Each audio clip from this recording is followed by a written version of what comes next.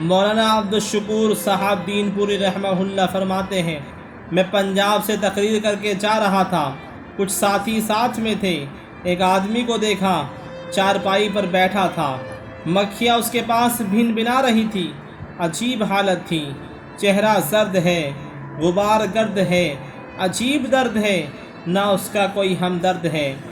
مجھے سمجھ نہیں آیا کہ یہ شخص کون ہے۔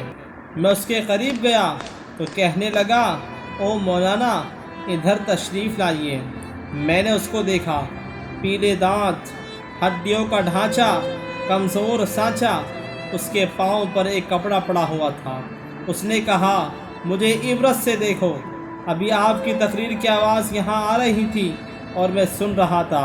کہنے لگا، یہاں میرا مکان تھا، دکان تھی، کاروبار تھا۔ میں کون تھا؟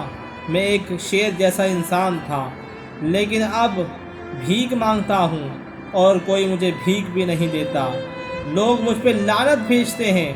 کہنے لگا، غور سے سننا، عبرت کی بات بتا رہا ہوں۔ اس نے میرا ہاتھ پکڑا اور کافی دیر تک روتا رہا۔ کہنے لگا، میں وہ بد نصیب ہوں جس نے اپنی ماں کے چہرے پر جوتا مارا ہے، استغفر اللہ۔ کہنے لگا، ایک رات اپنے دوستوں کے ساتھ سینما دیکھنے گیا، واپسی پر گھر پہنچ کر اپنی اماں سے کھانا مانگا تو ماں نے شرم دلائی اور کہنے لگی، ساری رات آوارہ گردی کرتا ہے، کبھی پولیس پکڑتی ہے، نہ تمہارا باپ ایسا تھا، نہ تمہارا دادا ایسا تھا، اور نہ ہی تمہاری ماں ایسی ہے، تو کن دوستوں کی صحبت میں پڑ گیا ہے جو ایسے ایسے کام کرتا ہے۔ اس نے اپنی ممتا کا غصہ اتارا مجھ پر، بس مجھے غصہ آیا اور جوتا لے کر ماں کو مارنے لگا۔ اس میں سے 2 جوتے اس کے منہ پہ لگ گئے۔ ماں کے منہ سے اتنی آواز سنی، اے عرش والے، اس لیے بچہ دیا تھا کہ آج میں جوتے کھا رہی ہوں، اے رب مجھے اپنے پاس بلا لے اور زیادہ جوتے نہیں کھا سکتی، اے رب جس نے ماں کے منہ پر جوتے مارے ہیں اسے دنیا و آخرت میں برباد کر دے۔ کہنے لگا، اس وقت ماں کی ان باتوں کو سن کر سو گیا۔ رات میں اچانک سے پاؤں میں درد اٹھا، پاؤں لرزنے لگا، صبح تک پاؤں سوج کر بہت موٹا ہو گیا۔ ڈاکٹروں کو دکھایا، بہت سارے ہاسپٹل گیا، لیکن کچھ نہ ہو سکا۔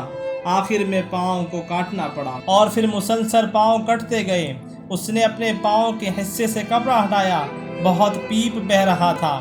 کہنے لگا، یہ زخم نہیں، یہ ماں کی بد دعا ہے، اللہ کا قہر ہوا ہے مجھ پر۔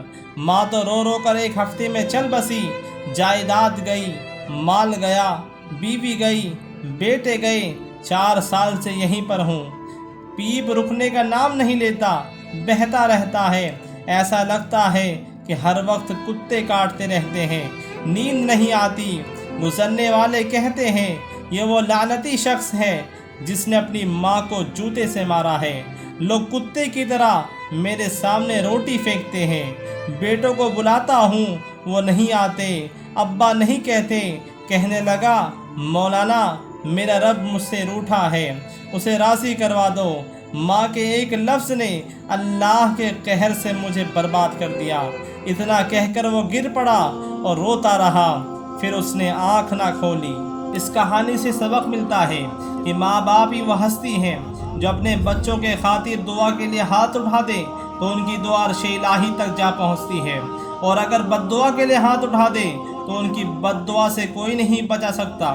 اسی لیے اللہ نے اپنی عبادت کے بعد ماں باپ کی عبادت کا حکم دیا، یعنی ماں باپ کی خدمت کرو، ان سے نرمی سے پیش آؤ، ان سے اف تک نہ کہو، اور اگر ان کی کوئی بات ناپسند آئے تو خاموشی اختیار کر لو، نہ کہ ان سے بحث و تکرار کرو، بلکہ ان سے اس مسئلے پر نرمی سے بات کرو۔